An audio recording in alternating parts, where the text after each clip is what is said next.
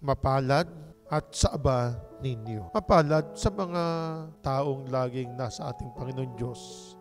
Kung tayo po ay nasa malalim na pakikipag-ugnayan sa Diyos, ika nga po yung pagdarasal, mga panalangin, at lagi po tayong nasa harapan ng ating Panginoon Diyos sa pamamagitan ng pagdalo ng Eucharistia o ng banal na misa, tayo po ay malayong makarating sa kasamaan. Ano po?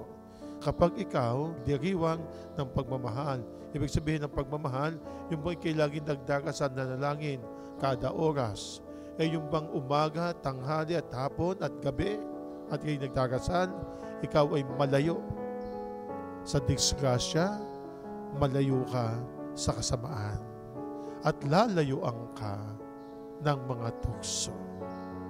Kaya yung sinasabihan ng ating Panginoong Jesucristong mapapalad, sila yung bang sumusunod lagi sa kalooban ng Diyos, mga dukha, na sila yung mga nangangailangan at mayroong nagbibigay sa kanila, doon malapit ang ating Panginoong Diyos. Hindi man po sa sinasabing malayo po siya sa mga masasama, na andun pa rin po ang pagsasabi ng Diyos sa kanila, ang pagbibigay pangaral sa kanila.